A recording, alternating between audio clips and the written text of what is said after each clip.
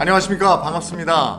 뉴스 캐는 남자 뉴캐남입니다. 뉴캐남 이재용입니다.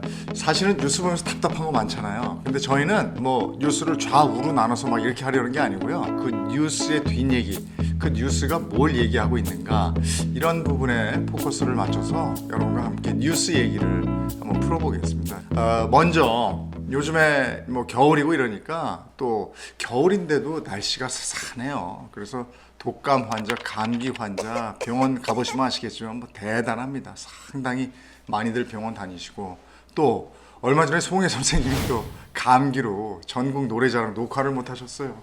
다행히 다 낫고 퇴원을 하셨는데, 그래서 감기, 독감 이런 생각을 하다가 지금 중국에서 원인 모를 폐렴이 걱정스럽다, 이런 기사를 봤어요. 먼저 이게 우한 폐렴이고요. 우한 폐렴이 작년이에요. 2019년 12월 12일. 야, 12.12네, 이것도 12.12.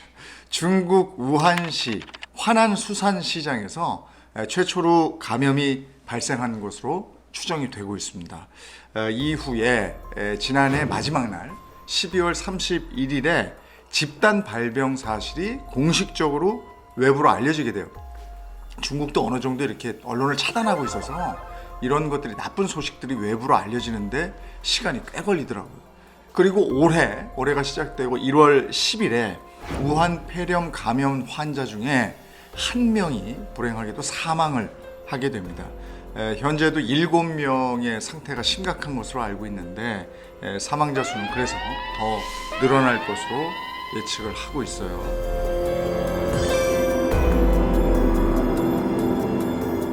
2003년으로 한번 되돌아가 봅니다. 이때도 아주 심각한 전염병 때문에 온 국민이 불안해했었습니다. 지금 뭐 기억도 가물가물하실 거예요. 2003년 사스 기억하시죠? 사스, 중증급성 호흡기 증후군, 일명 사스였어요. 중국계 미국인 사업가가 폐렴 증세로 병원에 입원하게 됩니다. 근데 병원에 입원해서 나으면 다행이었는데 이분이 사망을 해요. 근데 여기서부터 시작이 됩니다. 그걸 치료하던 중국, 베트남, 홍콩의 병원 의료진이 이 병원균에 감염이 됩니다. 이후에 기하급수적으로 폐렴 환자 수가 증가해요. 중국에서만 수백 명의 사망자가 발생한 그 무시무시한 사스의 시작, 2003년 홍콩에서. 근데 그때 우리는 좀 이렇게 뭐라 그럴까요? 그 병이 막 창궐하던 때에 한국인은 김치를 먹어서 괜찮다, 기억하시죠?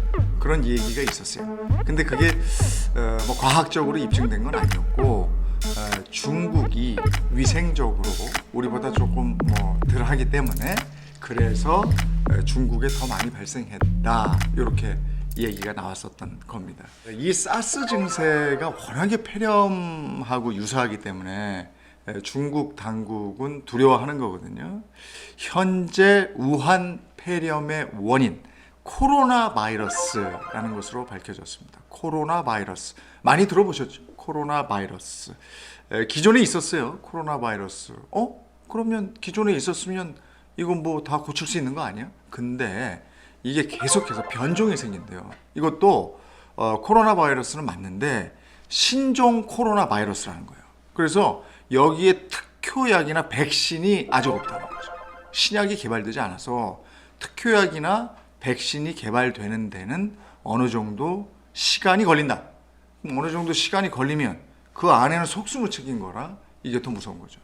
근데 우리도 이제 설이잖아요, 그죠? 설, 명절, 민족 대이동 뭐 이런 얘기 하는데, 중국은 이게 어마어마하거든요. 정말 그 춘절이면요, 중국 저 끝에서 고향 찾아 저 끝까지 가는데 몇 날 며칠이 걸리고 대이동을 한다는 거 아닙니까? 근데 이 인구가 움직여요.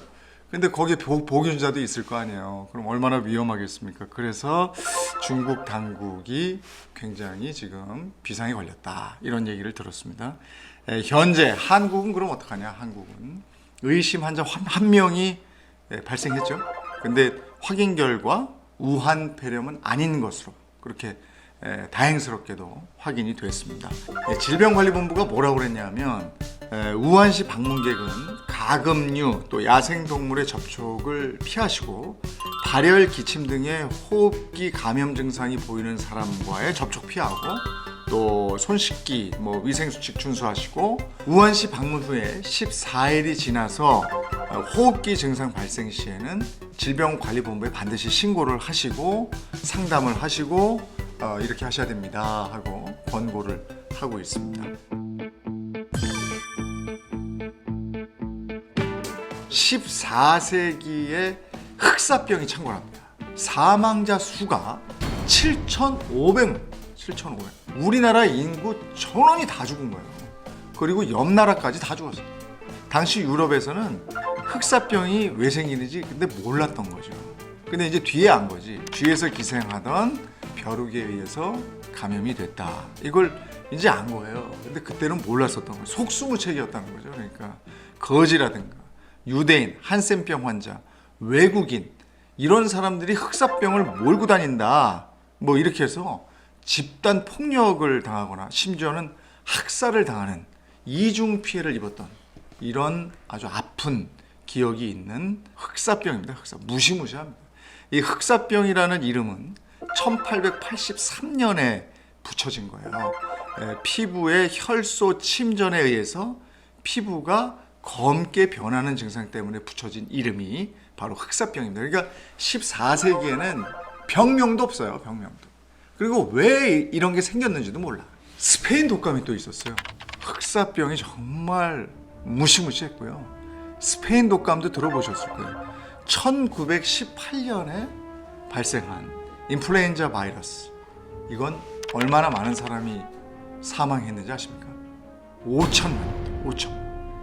우리 대한민국의 인구만큼 사망했어요. 그리고 1차 세계대전 때 사망자 수의 5배가량 많은 사망자 수치다. 이렇게 일부에서도 1차 대전 종결을 앞당긴 이유로 스페인 독감을 들고 있습니다. 한국에서도 무오년 독감이다 이렇게 불렸고요.